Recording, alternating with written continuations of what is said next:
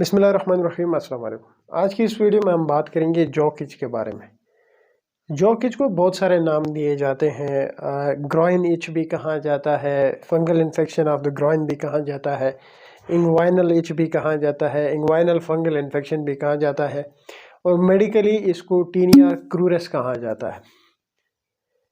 ये जो जॉ किच होती है, ये जो डायबिटिक पेशेंट्स होते हैं, जो शुगर के मरीज़ होते हैं, उन लोगों में बहुत ज़्यादा कॉमनली डेवलप होती है। इसी तरह जो लोग ओबीज़ होते हैं, यानी जो मोटे होते हैं, उन लोगों में भी बहुत ज़्यादा जो है होती है। और इसी तरह जिन लोगों के जो जेनेटिलिया एरिया है, वहाँ पे स्वेटिंग जब बहुत ज़्यादा होती है, जैसे कि कोई टाइट जीन्स पैंट पहनते हैं या फिर टाइट या जो है वो अंडरवेयर पहनते हैं, तो उन लोगों में भी बहुत ज़्यादा कॉमनली ये कंडीशन डेवलप होती है। ये जो कंडीशन है टीनिया क्रूरस, जॉ किच जिसको कहा जाता है, ये एक फंगस की वजह से होता है जिसको टीनिया रूब्रम कहा जाता है। इससे बचा कैसे जा सकता है? इससे बचने का तरीका ये है कि अब देखिए, एक बंदा है जिसको शुगर का मरीज़ है या ओबीज़ है, तो अब ये मुमकिन नहीं है कि इस इन्फेक्शन से बचने के लिए वो अपना वेट कम करेगा ऑन द स्पॉट या वो शुगर से बच सकता है। सिंपल तरीका ये है कि ये जो एरिया है, जेनेटिलिया एरिया जो है, उसको आपने ड्राई रखना है। ज़्यादा से ज़्यादा आपने ड्राई रखना है, वहाँ पे स्वेटिंग नहीं होनी चाहिए। जब आप लोग शावर लेते हो, तो शावर लेने के बाद उस एरिया में अपने अच्छी तरह क्लीन रखना होता है। स्पेशली ये इफ़ेक्ट करती है जो स्क्रोटल रीजन होती है, उसके इर्द गिर्द और एनल रीजन के इर्द गिर्द।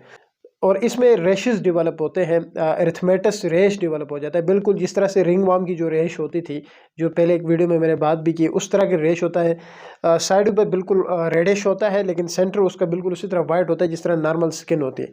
लेकिन अगर वक्त ज़्यादा लगा हो, यानी ये इन्फेक्शन बहुत अरसे पहले हुआ है, बाद में आप एक डॉक्टर के पास चले गए हैं, तो फिर ये आपको जो है इसके अंदर प्लग्स बनने लग जाते हैं, यानी छोटे छोटे बबल शेप्ड जो है वो रेशेस डेवलप हो जाते हैं, उसके अंदर पानी भरा हुआ होता है। ये जब वक्त बहुत ज़्यादा लग जाता है तो स्पेशली जो एनल रीजन है और स्क्रोटल रीजन है, उसके इर्द गिर्द होता है और शदीद किस्म की इचिंग होती है। इचिंग बहुत ज़्यादा होती है और जब इचिंग ज़्यादा होती है तो बार बार जब खुजाया जाता है तो उससे फिर क्रस्ट बनने शुरू हो जाते हैं।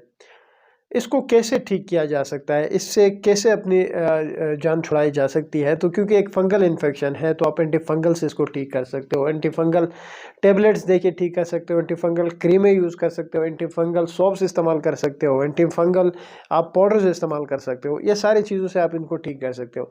अब जो एंटी फंगल क्रीम्स की अगर हम बात करते हैं, तो एंटी फंगल क्रीम में आपको फ्लुकोनाजोल की क्रीमें मिलती है, इट्राकोनाजोल की मिलती है, क्लोट्रामाजोल की मिलती है, कीटोकोनाजोल की क्रीमें मिलती है। हाँ, याद रखिए ये फंगल इन्फेक्शन है, लेकिन इसमें एंटीबायोटिक्स भी इस्तेमाल की जाती है। वो क्यों की जाती है वो मैं आगे आपको बताऊंगा। अच्छा, और टेबलेट्स भी मिल जाती है। अब टेबलेट्स इट्राकोनाजोल की टेबलेट मिलती है, वो आप इस्तेमाल कर सकते हो। और टर्बिनाफिन की टेबलेट्स मिलती है जो कि एक एंटीफंगल है, वो आप इस्तेमाल कर सकते हैं। पहले बात करते हैं जो एंटीफंगल क्रीमें हैं, उसमें आपको बीटामेथासोन, जेंटामाइसिन और माइकोनाजोल के कम्बिनेशन में एक क्रीम मिलती है, इजीली मार्केट में मिलती है, जो कि माइकोजन बी के नाम से आती है। यहाँ पे किसी ब्रांड की प्रमोशन नहीं हो रही, लेकिन एक अच्छी क्रीम है, माइकोजन बी के नाम से आती है, जिसमें माइकोनाजोल जो कि एक एंटीफंगल है और साथ आपको एंटीबायोटिक्स की कम्बिनेशन है, बेटामेथासोन और बेटामेथासोन और जेंटामेथासोन की, वो आप इस्तेमाल कर सकते हैं। इसी तरह एक और एंटीफंगल क्रीम है टर्बिनाफिन, जो कि टर्बिसल के नाम से आती है, वो आप इसमें इस्तेमाल कर सकते हो। और अगर हम टेबलेट्स की बात करते हैं, तो इट्रोकोनाजोल जो कि आइकॉन के नाम से आती है, वो आप इस्तेमाल कर सकते हैं। और साथ ही टर्बिनाफिन जो है टर्बिसल के नाम से जो है वो क्रीम भी आती है और टेबलेट भी आती है, वो भी आप इसमें इस कंडीशन के अंदर इस्तेमाल कर सकते हो। और बहुत सारे एंटीफंगल पाउडर्स वगैरह मिलते हैं, तो इन एरियाज़ में आप पाउडर्स का भी छिड़काव कर सकते हैं। तो कुछ इस तरीके से आप इसकी प्रिवेंशन कर सकते हैं, क्योंकि साथ ही शदीद किस्म की इचिंग होती है, तो आप जो है वो एंटी एलर्जिक्स भी देते हो, लाइक सिट्रिजिन, लिवोसिट्रिजिन, लोराटिडिन, डिसलोराटिडिन, फिक्सोफेनाडिन, इबास्टिन, इनमें से कोई भी आप एंटी एलर्जिक इस्तेमाल कर सकते हो। हम इसमें एंटीबायोटिक्स क्यों इस्तेमाल करते हैं? वजह यह है ताकि कोई सुपर एडेड इन्फेक्शन है तो वो ख़त्म हो। देखिए, क्योंकि इसमें इचिंग बहुत ज़्यादा होती है। जब इचिंग होती है तो खुजाने से क्या हो जाता है कि उस जगह पे फिर सुपर एडेड बैक्टीरियल इन्फेक्शन जो है वो स्टार्ट हो जाता है। तो उससे बचने के लिए हम एंटीफंगल के साथ साथ एंटीबायोटिक्स भी देते हैं, ताकि उससे हम बच सकें। और याद रखें, जब भी ये कंडीशन डेवलप हो, तो जब एक बार ठीक हो जाती है, एंटीफंगल्स आप इस्तेमाल करते हो, उससे अगर आप ठीक हो भी गए, तो आपने फिर भी क्या करना होता है कि कम से कम 2 हफ्ते या 1 महीने तक ठीक होने के बाद भी ये एंटी फंगल्स आपने लेने होते हैं, चाहे वो क्रीम इस्तेमाल कर रहे हो या टेबलेट्स ले रहे हो। क्योंकि मैंने पहले भी बहुत सारे वीडियोज़ में बताया है कि जो फंगल इन्फेक्शन होता है उसका रिकरेंस रेट बहुत ज़्यादा होता है।